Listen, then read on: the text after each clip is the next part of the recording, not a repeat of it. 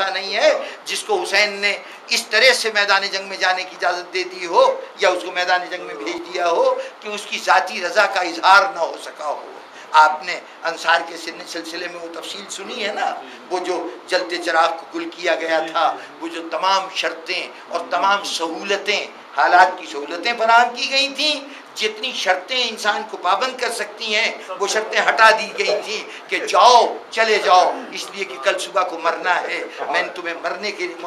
میں تمہیں موقع دیتا ہوں کہ اگر زندگی سے محبت ہے چلے جاؤ۔ یہاں تک کہ حسین نے یہ بھی کہا کہ وعدہ کرتا ہوں کہ جنت میں جو تمہارا مقام اللہ نے معین کیا ہے وہ مقام تمہیں مل جائے گا، گھبراؤ نہیں۔ اگر آخرت کے خوف سے بھی آ رہے ہو تب بھی حسین نہیں چاہتا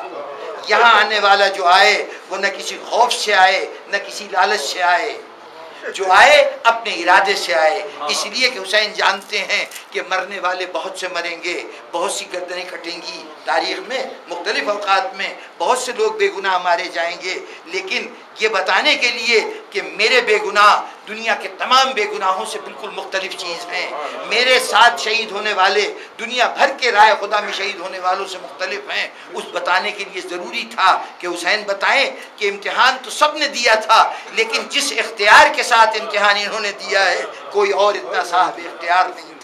اس لیے اس اختیار کے لیے ضروری تھا کہ جو فیصلہ کریں وہ سب خود فیصلہ کریں، چنانچہ ایک ایک سے فیصلہ کروایا ہے۔ اگر 13 سال کا قاسم ساتھ ہے تو ساتھ ہونا کافی نہیں ہے، ساتھ ہونا کافی نہیں ہے۔ شب عاشور اس بات کا موقع دیں گے حسین کہ ایک مرتبہ وہ چچا کے خیمے میں آئے، ادب سے ہاتھ باندھ کے کہے چچا ایک سوال پوچھنا چاہتا ہوں۔ ہاں بیٹے کیا سوال ہے؟ یہ بتائیے کل کے شہیدوں میں میرا نام ہے؟ کل کے شہیدوں میں میرا نام ہے؟ حسین ایک جملے میں جواب دے سکتے تھے، ارے سب کو شہید ہونا ہے، تو بھی شہید ہوگا، لیکن حسین نے کہا نہیں، اگر میں نے یہ بات کہہ دی تو لوگوں کو پتہ نہیں چلے گا کہ یہ قاسم جو یہاں تک آیا ہے تو اس کے اپنے ذہن کی کیا کیفیت ہے، اس کے دل میں کیا کیفیت ہے۔ حسین نے ایک سوال کیا، اس سوال کا قاسم نے جو جواب دیا ہے وہ جواب اپنے مفہوم کے اعتبار سے، معنی کے اعتبار سے وہی جواب ہے جو علی اکبر دیتے تو ایسا ہی جواب دیتے، عباس دیتے تب بھی اسی مفہوم کا حامل جواب دیتے، لیکن قاسم نے اس کو جو جواب دیا ہے، اس جواب کے لیے جو لفظوں کا انتخاب کیا ہے، اس نے بتا دیا کہ یہ قاسم جو کچھ کہہ رہا ہے یہ عباس کی تقلید نہیں ہے، علی اکبر کی پیروی نہیں ہے، بلکہ قاسم کے اپنے دل سے نکلتی ہوئی آواز ہے۔ کیا سوال تھا؟ سوال یہ تھا بیٹا تیرے نزدیک موت کا ذکر تو کر رہا ہے، یہ موت کو کیا سمجھتا ہے تو قاسم کہہ سکتا تھا علی اکبر کی طرح، علی اکبر نے جملہ کہا تھا نا کہ موت مجھ پہ آ پڑے یا میں موت پہ جا پڑوں، یہی کہا تھا نا، مفہوم یہی تھا کہ موت کی ہمیں کوئی پرواہ نہیں، موت ہمارے لیے خوف کا سامان نہیں، جواب یہی دیا ہے قاسم نے بھی، لیکن قاسم نے وہ جواب دیا ہے جو اس عمر کے بچے کا جواب ہو سکتا ہے کہ کہا چچا موت تو مجھے شہد سے زیادہ میٹھی لگتی ہے۔ بچے کے لیے پیمانہ خوبی تمام تر اس کے ذائقے سے وابستہ ہے، وہ ذائقے کی بنیاد پہ فیصلہ کرتا ہے کون سی چیز اچھی ہے کون سی چیز غیر اچھی ہے۔ تو اب قاسم نے گویا اپنے اسی پیمانے کو بروئے کار لاتے ہوئے کہا کہ موت شہد سے زیادہ میٹھی ہے۔ یہ ایک اظہار تھا، ایک حسین کے ساتھی کا اظہار تھا۔ حضرت عباس کا امتحان لیا گیا کہ جب شمر نے آ کے یہ کہا تھا کہ میں تمہارے لیے امان نامہ لایا ہوں اور تمہارے لیے حکومت کی طرف سے مرتبوں اور عہدوں کی پیشکش کر لایا ہوں، اس وقت حسین نے اصرار کیا تھا عباس جا کے شمر کی بات سن لو، دیکھو تو صحیح کیا کہتا ہے۔ اب عباس جو جواب دیں گے وہ جواب کسی دباؤ کے تحت نہیں ہوگا، وہ جواب عباس کا اپنا جواب ہوگا کہ عباس نے کہا تھا میں اس امان پر لعنت بھیجتا ہوں کہ جس میں نواسہ رسول شامل نہ ہو میں شامل ہوں۔ یہ عباس کا فیصلہ ہے۔ علی اکبر نے کہا تھا کہ موت مجھ پہ آ پڑے یا میں موت پہ جا پڑوں، یہ علی اکبر کا اپنا فیصلہ ہے کہ میں کربلا میں شہید ہوں۔ غرض جس نے بھی کہا اس نے اپنی مرضی کا، اپنی منشا کا خود اظہار کیا، اور کمال ہے حسین تیرے اس ایک ترازو کا کہ تو نے اپنے کسی بھی ساتھی کو اس موقع پر اس طرح سے نہیں شہید ہونے دیا کہ اس کی رضا کا اظہار نہ ہو سکے، حتیٰ کہ وہ جو اپنی رضا کا زبان سے اظہار نہیں کر سکتا تھا،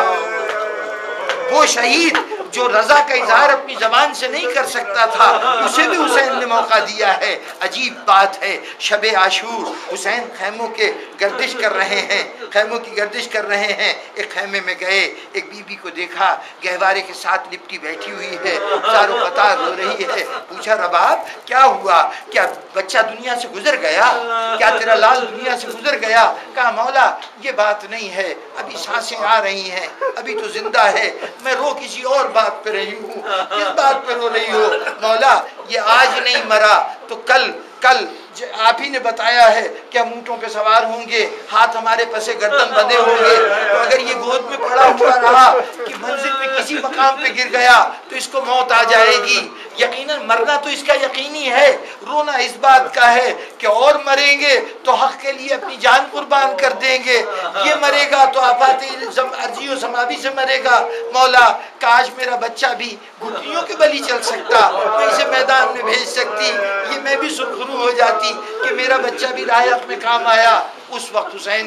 हुसैन ने अली असगर के झूले पे हाथ रखा था, जैसे कसम खाने के लिए कुरान पे हम हाथ रखते हैं ना, हुसैन ने झूले पे हाथ रखा था और एक जुमला कहा था कि रबाब कल के दिन अगर मैं तेरे असगर को अकबर से बड़ा न कर दूं तो मुझे हुसैन न कहना। बुजुर्गान गिरामी, रात को हुसैन कह के गए हैं कि कल ये मैदान में शहीद होगा, कल इसकी कुर्बानी बहुत बड़ी कुर्बानी होगी, लेकिन एक एक करके सब कुर्बान हो गए और रबाब इंतजार में है कि मेरे असगर की बारी नहीं आती, असगर की बारी नहीं आती। हुसैन कह रहे हैं रबाब तुझे नहीं मालूम, अभी मुझे दुनिया को बताना है कि असगर मैदान में आया है तो उसे बाप लेके नहीं आया, अपनी मर्जी से आया,